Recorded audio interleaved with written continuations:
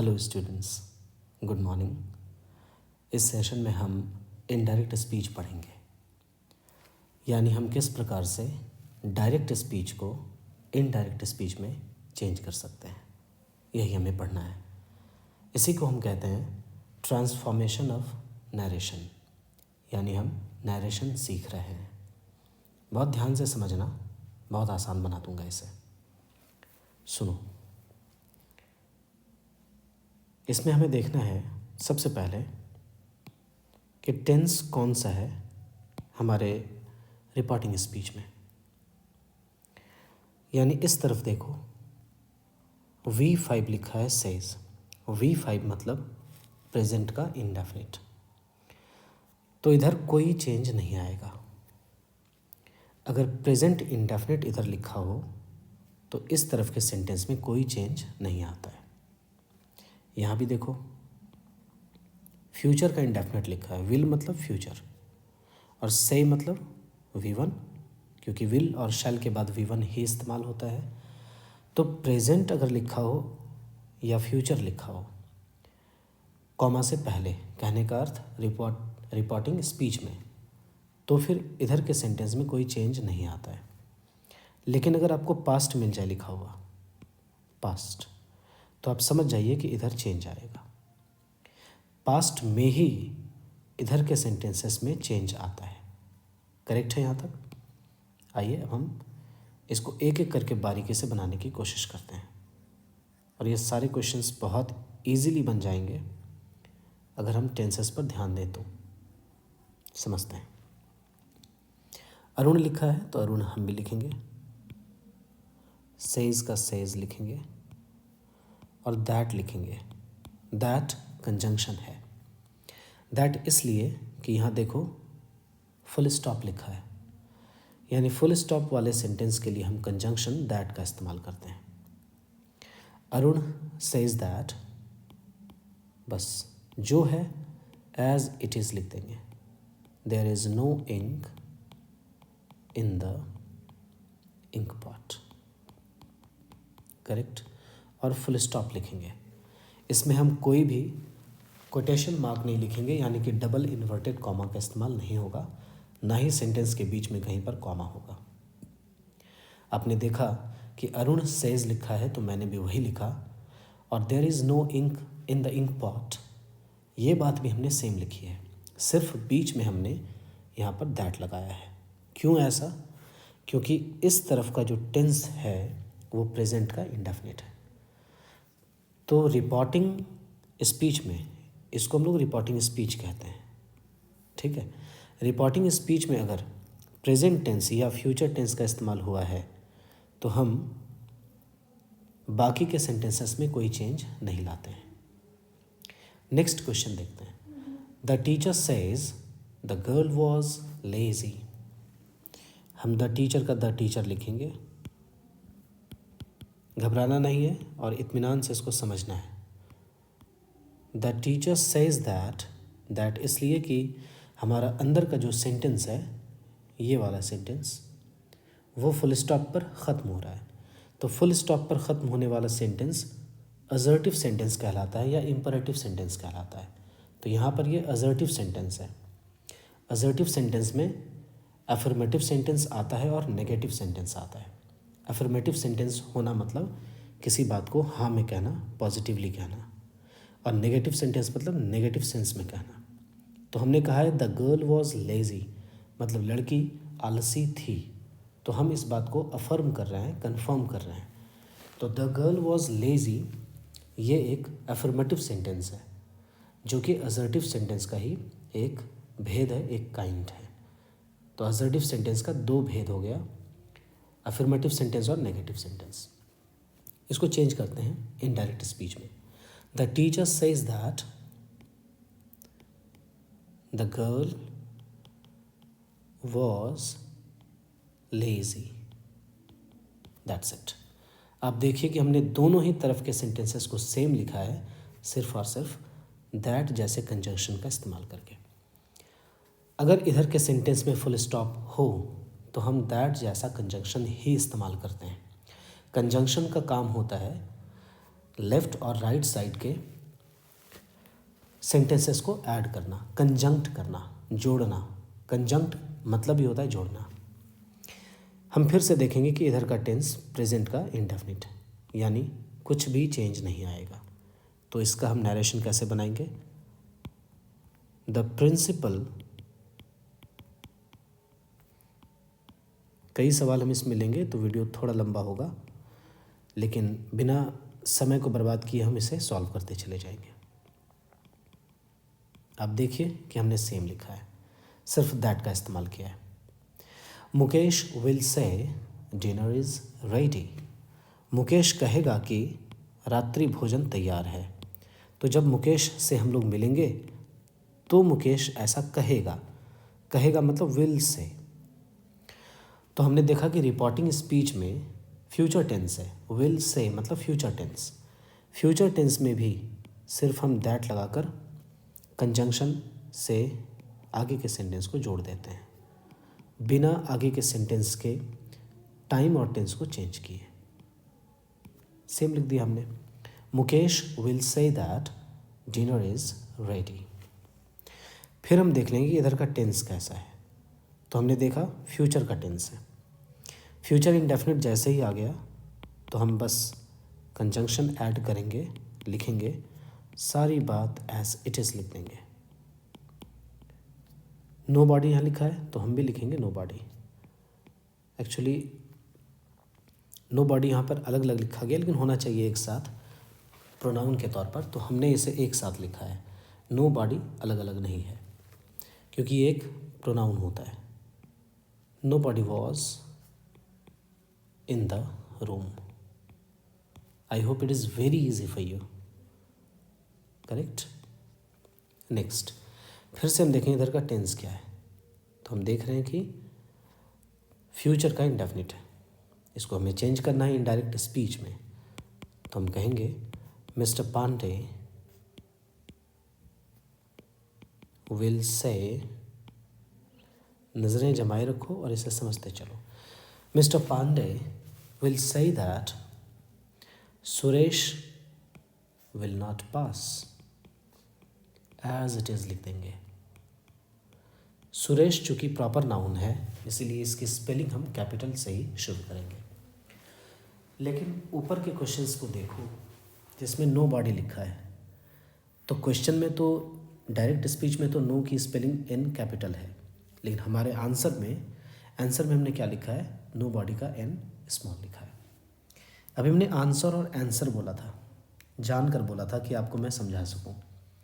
Answer कहना गलत है और इसका करेक्ट प्रोनाउंसिएशन होता है आंसर, ये भी ध्यान रखना।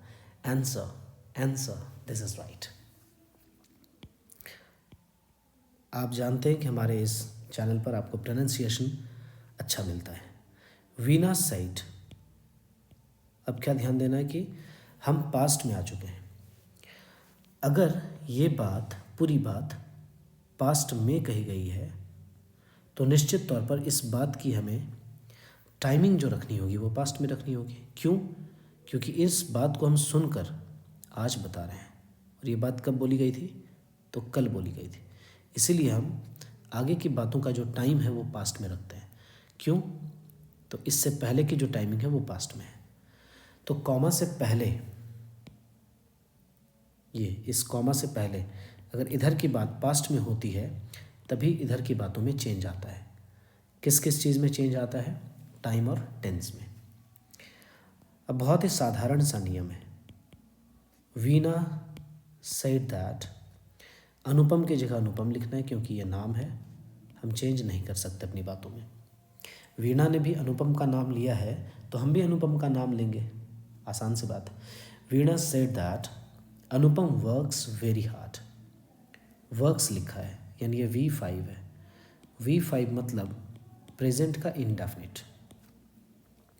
तो अगर सेंटेंस प्रेजेंट इंडेफिनिट में दिया होता है तो हम उसे चेंज करते हैं पास्ट के इंडेफिनिट में, और पास्ट का इंडेफिनिट कहने का अर्थ हुआ V2, क्योंकि V2 को हम पास्ट वर्ब कहते हैं और V2 से ही पास्ट इंडेफिनिट बनता है। आपको और एक तरीका बताता हूँ। अगर वर्ब हमारा V1 में या V5 में दिया रहा V1 या V5 में दिया रहा तो हम इसे V2 में चेंज करेंगे, क्योंकि V1 और V5 दोनों ही प्रेजेंट में इस्तेमाल होता है, हमें पास्ट में लेकर जाना है, तो V1 और V5 दोनों का ही पास्ट V2 होता है। V1 V5 से प्रेजेंट इंडेफिनिट बनता है और हम इसे पास्ट इंडेफिनिट में चेंज करेंगे। तो हम यहाँ क्या लिखेंगे, अनुपम वर्कड, V2 कर दिया हमने, वर्कड वेरी हार्ड। इतना आसान है। और देखेंगे, समझते चलेंगे।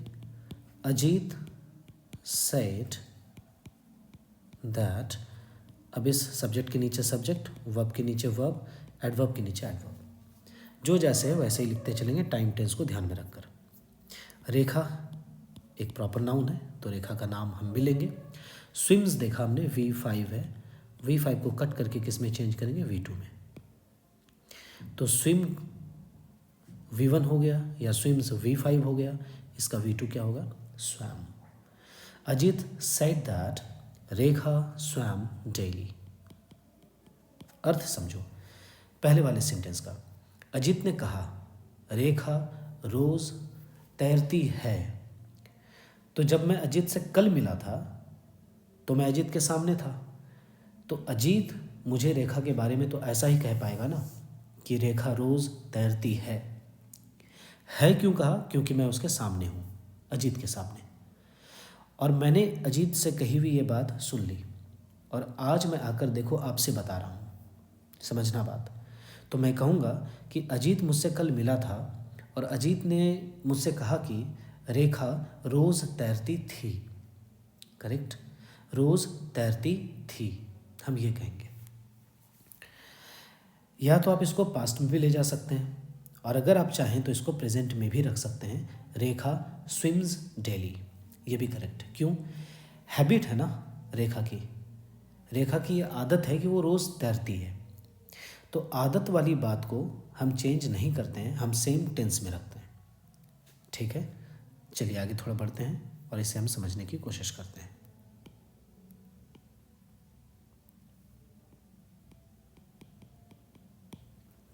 She said Aman is working hard.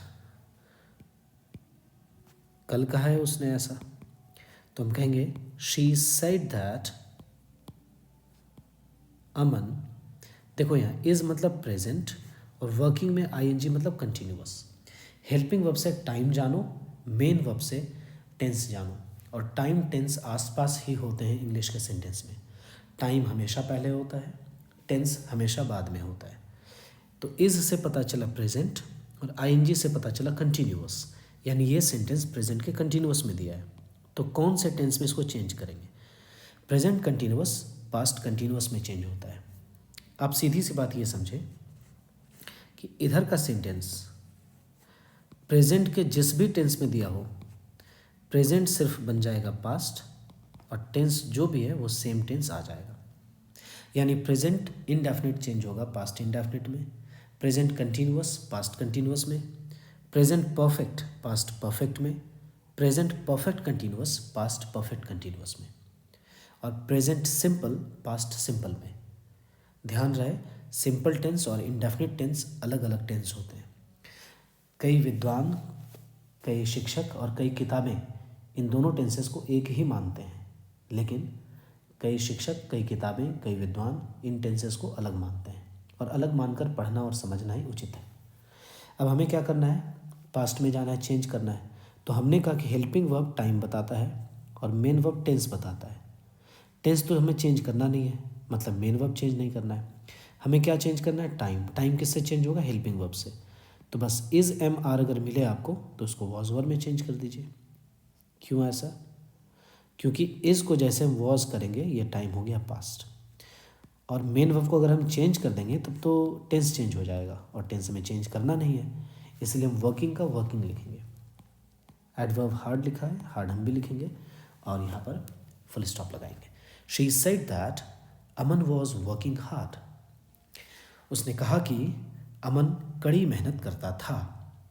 और डायरेक्ट स्पीच की मीनिंग क्या होगी, उसने कहा अमन कड़ी मेहनत करता है, तो हम ऐसा मानेंगे कि हम उससे मिले थे, तो उसने मुझे ये बात सुनाई जब मिले थे तो हम दोनों सामने थे। सामने होना मतलब एक दूसरे के सामने प्रेजेंट होना। प्रेजेंट होना मतलब बातें प्रेजेंट में की गई कि अमन कड़ी मेहनत करता है। अब उसकी कही हुई बात को हम आज आकर आपसे सुना रहे हैं। हमेशा नरेशन में ऐसा ही सोचना है कि जिस इंसान ने कहा है उससे सुनकर आप अपने दोस्त को सुना रहे हैं। कैसे सुनाएंगे? तो पास्ट की बात पास्ट के टाइम में सुनाएंगे, आसान सी बात है। तो आज अगर हम उसकी बात सुना रहे तो बात तो पास्ट की है, तो मैं कैसे कहूँगा उसने कहा कि अमन कड़ी मेहनत करता था। लेकिन मैं जैसे उससे मिला था तो मैं क्या उसमें सुनूंगा या वो मुझे क्या कहेगी कि अमन कड़ी मेहनत करता है, तो है बन जाएगा था। हिंदी भाषियों के लिए जो नहीं समझते इसे ध्यान से समझिए, बहुत आसान है। देखिए यहाँ पास्ट वर्ब है, पास्ट है मतलब इधर चेंज आएगा। चेंज किस में आएगा? टाइम और टेंस में। अब हम देख लेंगे यहीं पर आर लिखा है यानी प्रेजेंट और आईएनजी लिखा है मतलब कंटिन्यूअस। ये सेंटेंस प्रेजेंट के कंटिन्यूअस में दिया है। किस में चेंज करेंगे? पास्ट के कंटिन्यूअस में। पास्ट हम कह रहे हैं, हेल्पिंग वर्ब को चेंज करेंगे, सिर्फ वर हो जाएगा, बाकी बात बदलेगी ही नहीं। कितना आसान है नरेशन। तो हमारा आंसर क्या हो जाएगा यहाँ? आंसर क्या हो जाएगा? They said that the girls, और गर्ल्स देखिए प्लूरल है इसीलिए प्लूरल के साथ वॉज नहीं होगा बल्कि वर होगा। इज एम आर को चेंज करेंगे वॉज वर में। तो आर है, आर का यहाँ चेंज होकर प्लूरल फॉर्म क्या होगा? वर होगा। क्यों? द गर्ल्स लिखा है, गर्ल्स प्लूरल है इसीलिए इसके साथ आने वाला वर्ब भी प्लूरल होगा। The girls were playing cricket.